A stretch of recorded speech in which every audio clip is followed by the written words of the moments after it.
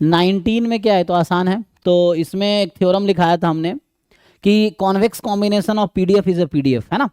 To PDF का convex combination PDF होगा, to CDF का कॉन्वेक्स कॉम्बिनेशन एक सीडीएफ होगा।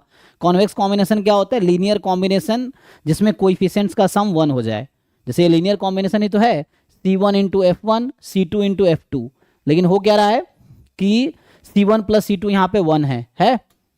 तो इस तरीके से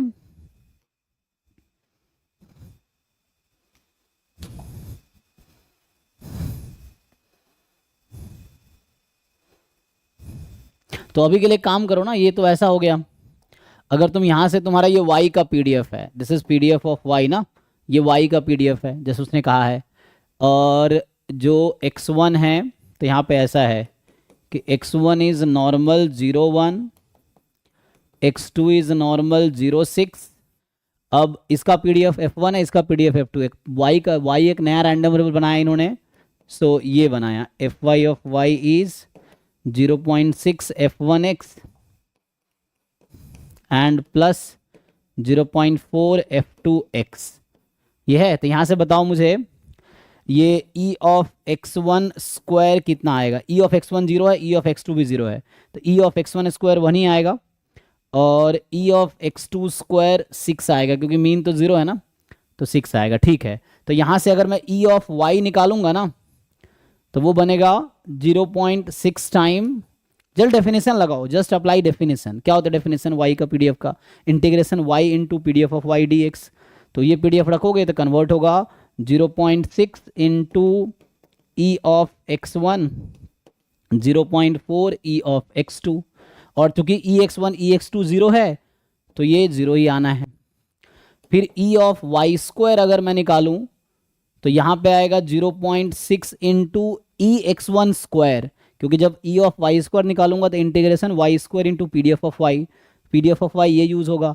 तो 0.6 into Y square into PDF of x। या वैसे वेरिएबल तो सेम ही है। अच्छा, यहाँ x ले रखा है ना, मैंने y ले रखा है, तो ये x लगा लो वेरिएबल, कोई दिक्कत नहीं है। यहाँ y ठीक है, यहाँ वेरिएबल x है, मतलब ये x कॉमन रहेगा ना, तो वहाँ से जब लिखेंगे तो उसके अकॉर्डिंग चेंज हो जाएगा।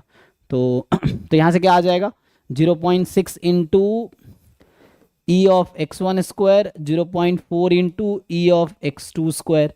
अब ये कितना आएगा, तो यहाँ x1 स्क्वायर 1 है, x2 स्क्वायर 6, यहाँ से निकाल लो खुद ही, मीन वेरिएंस पता है तो आ जाएगा ना ये x स्क्वायर। तो 0.6 इंटू 1, 0.6 प्लस 0.4 इंटू 6 कितना हो गया, 2.4। तो ये आ गया 3 आई थिंक, देख लो।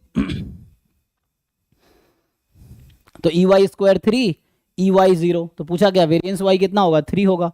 चेक करो भाई, सही कैलकुलेशन किया है, देख लो।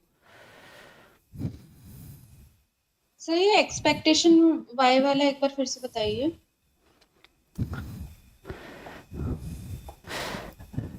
ये एक सिंपल थ्योरम है कि मान लो ऐसा है कि x1 का पीडीएफ है f1, x2 का पीडीएफ है f2, x कोई रैंडम वेरिएबल है जिसका पीडीएफ है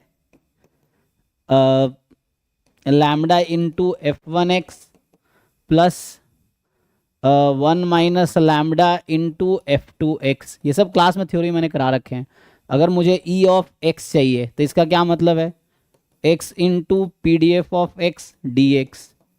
सो x इंटू, अब x का पी डी एफ तो इसके इक्वल है, तो ये हो जाएगा lambda into f1x plus 1 minus lambda f2x dx। इसको खोलो, अब इसको ओपन करो, तो उसको ओपन करो, लैम्डा बाहर आ गया, x into f1x dx, 1 minus lambda बाहर आ गया, x इंटू f2x dx। अब बताओ इसको क्या लिख सकते हैं हम लोग, so this is lambda into E of x1 plus 1 minus lambda into E of x2। यही तो यूज़ किया है मैंने, देखो। तो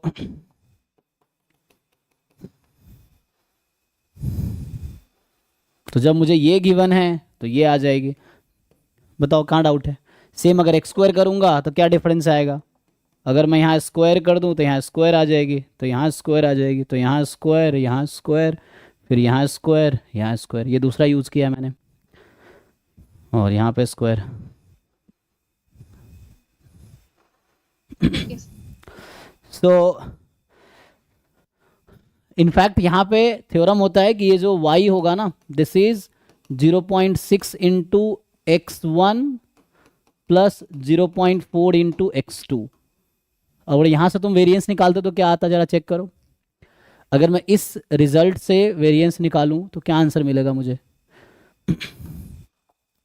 सो यहाँ से अगर मैं लिखता variance of y is equal to 0.6 का स्क्वायर वेरिएंस x1 जो कि है 1 प्लस, सर इंडिपेंडेंट नहीं है ना, तो ऐसे अच्छा इंडिपेंडेंट नहीं दे रखा है, ओके एक मिनट रुको। तो ऐसे नहीं कर सकते क्योंकि xy को कॉपी रैंडम वेरिएबल, अच्छा इंडिपेंडेंट नहीं, इंडिपेंडेंट था को वरना कोवेरिएंस टर्म की जरूरत पड़ेगी हमें। तो यहाँ से आ जाएगा 6 plus 2 time 0.6 into 0.4 covariance x1 x2 ये आता। लेकिन चूंकि ये इंडिपेंडेंट नहीं है तो यहाँ से प्रॉब्लम हो गया ना ऐसे निकालने में। तो random variable with this is, तो यहाँ से कोवेरिएंस की जरूरत पड़ेगी, and that we don't know. ठीक है, तो ये सही है, मेथड सही है। ओके इसको अभी इग्नोर करते हैं। तो ठीक है ना, तो इस तरह कई सारे अप्रोच होते हैं क्वेश्चन करने के, अब सॉल्व करोगे तो आपको समझ आएगा। तो अभी के लिए यही मेथड ठीक है।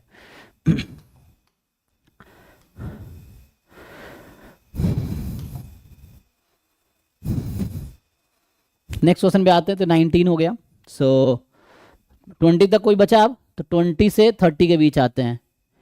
सो 20 से 30 में 24 26 यही तो है ना, 24 26। सो 24 26